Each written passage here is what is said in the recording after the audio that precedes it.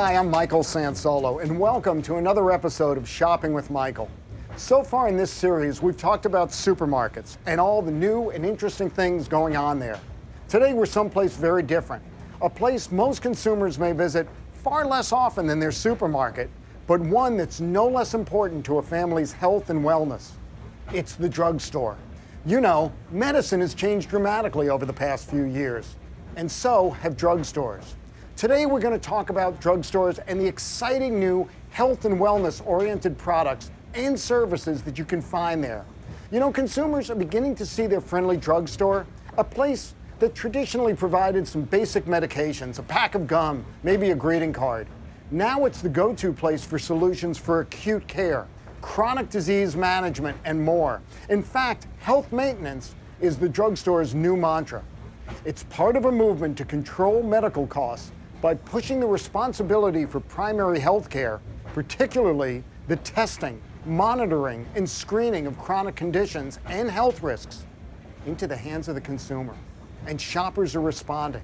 The home healthcare market, it was $90 billion in 2012, and it's expected to grow to $130 billion this year.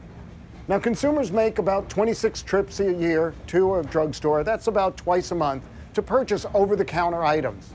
They only visit their doctor 3 times a year on average.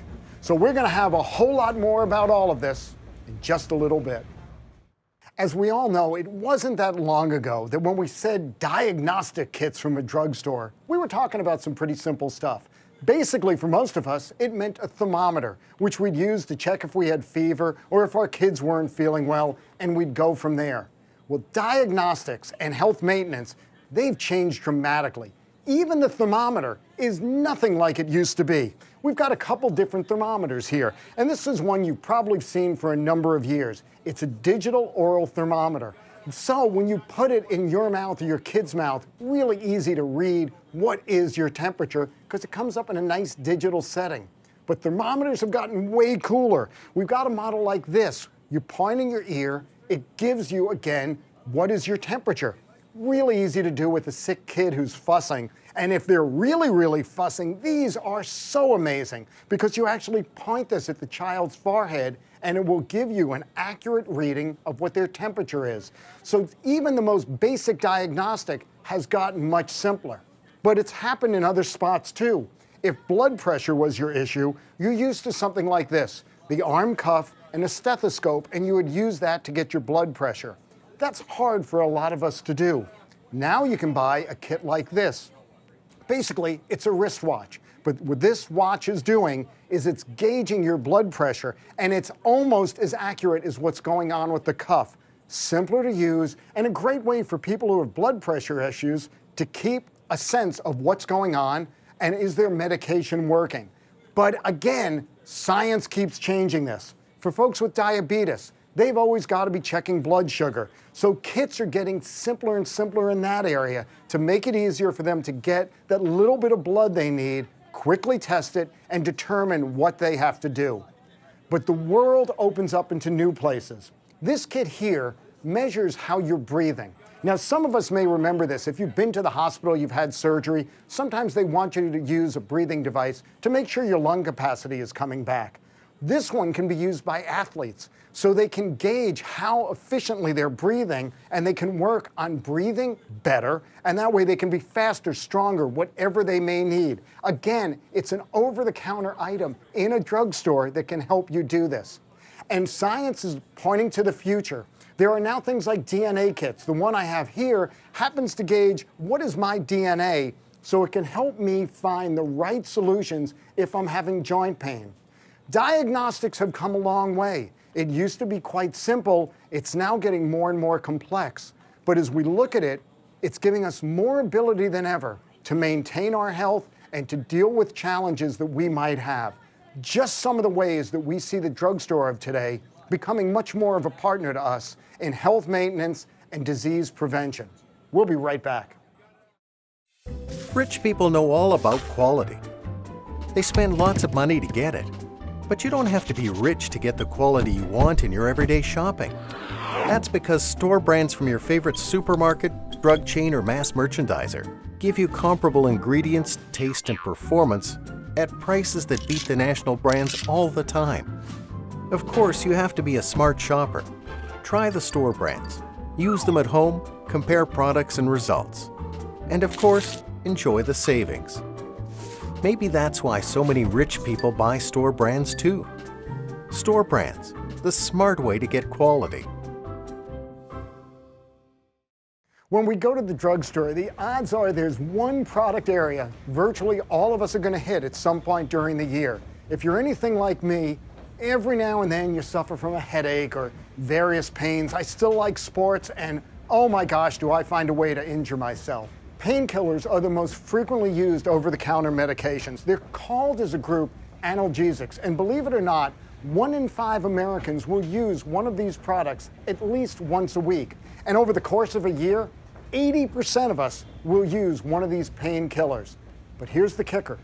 Only about half of us ever read what the stuff is about. So we want to walk you quickly through the different kinds of analgesics you'll see out there, because there are different ways to use them, places where they're best and places where they're not. Now let's start with aspirin.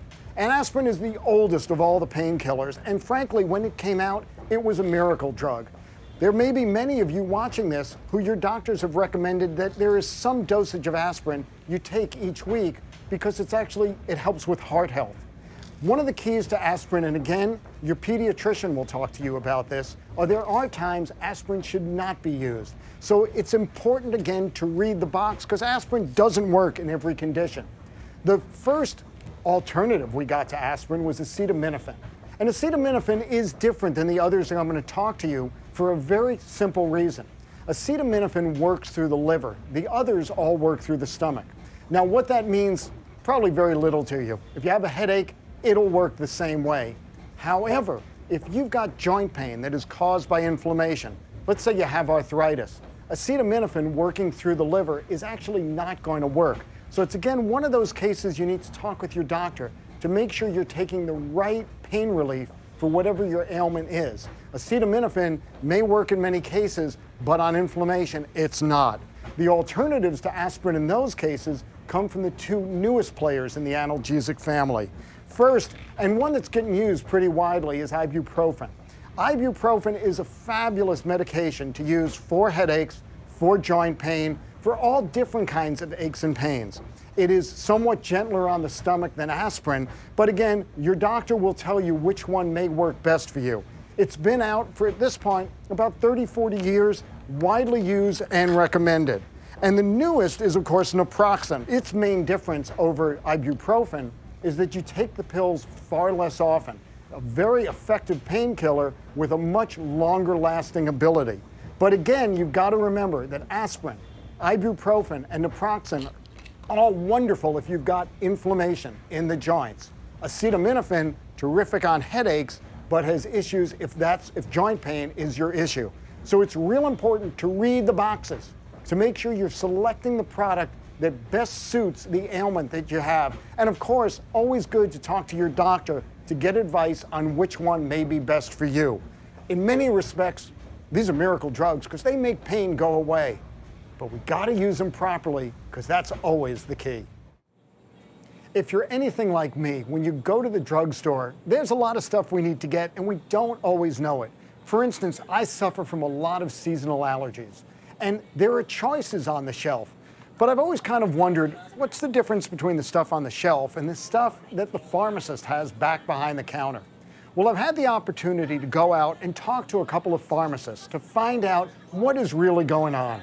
And so, for instance, if you're like me and you're taking an over-the-counter allergy medicine, pharmacists say there's very little difference between this and what's behind the counter. In fact, a lot of the medications that we find out front in the store used to be prescriptions and have now been moved out where we can pick them up in the general public.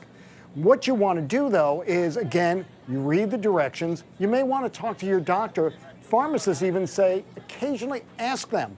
Ask which one might work for you. There was one pharmacist who told me that with some of these allergy medicines, you want to take them at different times of the day than of others.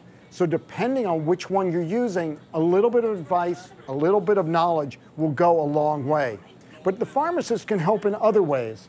I also asked them about those diagnostic tests that we just talked about. And they said, by and large, these things are great. It is a really good way for you to learn about what you might be suffering from or to prevent something else. Now, for instance, this is the diabetes test that I showed before. And if you're a diabetic, this is something you really need to have. Diabetics have to check their blood sugar on a regular basis to make sure it's in the area they need, not where they need insulin or any other kind of treatment. This kind of diagnostic test keeps them behaving the way they need, keeps them good and healthy.